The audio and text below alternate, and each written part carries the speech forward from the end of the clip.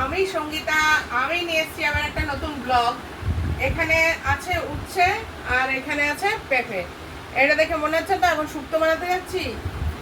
না, শুক্তো বানাতে যাচ্ছি না। আমি মাঝে মাঝে উটপটাং আইডিয়া নিয়ে আসছি আপনাদের জন্য এই কারণেই যে এক ঘেয়ে সবজি, মানে একই রকম তরকারি সবজি এক, তরকারি এক খেয়ে আমরা তো মানে হাঁপিয়ে উঠি অনেক সময়। এই গরম মানে শুক্তো।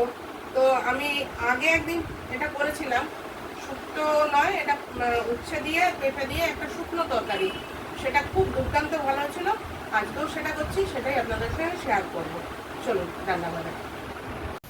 তেলটা গরম হয়ে গেছে, এইবারে আমি এই উচ্ছেগুলো দিয়ে দেবো ভাজার জন্য। ছোট ছোট করে কেটেছি।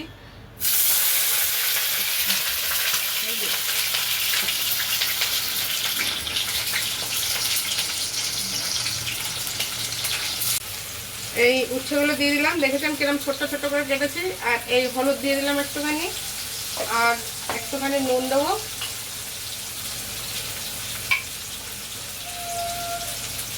আচ্ছা, নুন দিলাম। তারপর ভাজা ভাজা করবো, করে ব্রাউন ব্রাউন কালার আসবে, তারপর আপনাদের দেখাচ্ছি।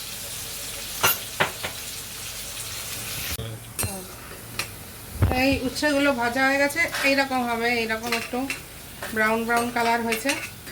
এই তুলে নিচ্ছি আমি উচ্ছেগুলো, সব কটা ভেজে নিলাম একটুখানি অল্প টাইমের মধ্যে। এই হয়ে গেছে। এবারে আসল, এখানে আসল হচ্ছে মশলা এটাই, আর কোনো মশলা পড়বে না। একটু সর্ষে, এইটুকু, এই সর্ষে দিয়ে দিলাম তেলের মধ্যে। একটু চড়বড় চড়বড় করছে, একটু ভাজা হলে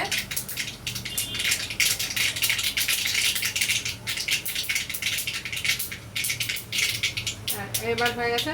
এইবার যেটা করব, এই যে সর্ষেটাকে আমি স্ম্যাশ করে দেবো। এইটাই মশলা, আর কিচ্ছু লাগবে না। সত্যিকারের বানিয়ে খেয়ে দেখুন, খুব ভালো লাগবে খেতে। শুক্তো বা তিতর তরকারি অনেকেই তো খান, এটা একবার পরীক্ষা করে করে দেখবেন, ভালো লাগবে। এই যে এইটাকে পুরো সর্ষেটাকে আমি স্ম্যাশ করে দিচ্ছি, গরম অবস্থায় থাকা এর মধ্যে থেকে যতটা পারা যায় একদম স্ম্যাশ করে দিচ্ছি। আর এর মধ্যে দেবো দুটো শুকনো লঙ্কা, বাস। আর লঙ্কার গুঁড়ো বা এরকম টাইপের কিছু দেবো না। যদি খুব বেশি ঝাল খেতে চান তাহলে শুকনো লঙ্কার পরিমাণ বাড়িয়ে দেবেন, নাহলে যদি শুকনো লঙ্কা দেন, গুঁড়ো দেন, তাহলে একদম বেকার লাগবে, তাহলে যে জিনিসটা বানাতে চাচ্ছেন সেটা হবে না। এই যে একদম মিশিয়ে দিলাম, একদম এখন সর্ষেটা পুরো হয়ে মানে কড়াই জুড়ে করে দিয়েছি একদম স্ম্যাশ। এই শুকনো লঙ্কা দিয়ে দিয়েছি, যেটা বলছিলাম আমি একটু বেশি ঝাল খাবো বলে বেশি শুকনো লঙ্কা দিয়েছি। আর আলুর মতন ডুমো ডুমো করে পেঁপেগুলো কেটেছি, সেই পেঁপেগুলো এখন এর মধ্যে দিয়ে দিচ্ছি। পেঁপেগুলো সব দিয়ে দিলাম। এবার একটু হলুদ আর নুন দেবো, আর কিছু না, শুধু পেঁপেটা সিদ্ধ হওয়ার অপেক্ষায়। আপনাদের সেটাও দেখাবো সিদ্ধ হওয়ার পরে আমি কী করলাম। এই একটু হলুদ দিয়ে দিলাম,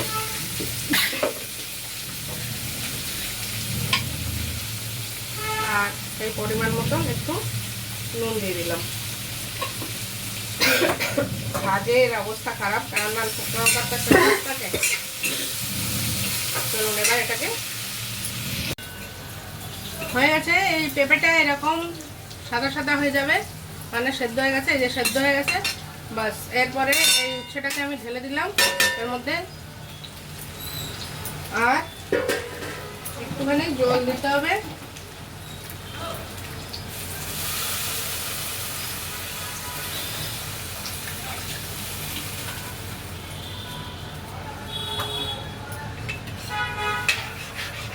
এটাকে একদম শুকিয়ে নেব, আর একটুখানি চিনি দেবো এর মধ্যে। আমার কর্তা মশাই সুগার আছে, তাই আমি সুগার ফ্রি দিচ্ছি। যারা এইসব সমস্যা নেই তারা চিনি দেবেন একটুখানি, কেন উচ্ছে তো, উচ্ছের তরকারিতে একটুখানি চিনি না দিলে আবার বেকার লাগবে।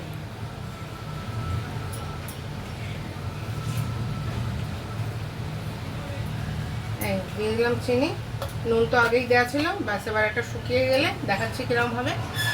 আপনারা বানিয়ে টেস্ট করে খেয়ে বলবেন কেমন হলো, রিভিউ আপনারা দেবেন। এটা এই যে দেখুন, পেঁপেগুলো কিন্তু ভেতরে যায়নি। এই যে যেরকম আস্তে আস্তে যেরকম কেটেছিলাম সেরকম কেটেছি। উচ্ছেগুলোও আছে। এইটার হচ্ছে এটাই, যদি পুরো স্ম্যাশ হয়ে যায় পেঁপেটা তাহলে ভালো লাগবে না। তবে কিছু পেঁপে আর উচ্ছে আমি আলু যেরকম করে না, আলুর তরকারি করলে যেরকম চিপে চিপে যায়, যাতে একটু ঘনত্বটা বাড়ে, ঝোল শুকনো খাবার বানাতে গেলে ঝোল না রাখলে যে একটা থিকনেস আনার জন্য, সেটাই আমি করছি। এটা একটু পেঁপেগুলো একটা দুটো আমি একটুখানি একটু স্ম্যাশ করে দিচ্ছি। ব্যাস হয়ে গেছে আমার তরকারি। আর এরকমই শুকনো শুকনো হবে। আমি তো খেয়ে দেখেছি, এটা খুবই ভালো লাগে। এবার সেজন্যই আপনাদের সঙ্গে শেয়ার করলাম। আপনারা খেয়ে বলবেন কীরকম হলো, আমাকে রিভিউ দেবেন প্লিজ।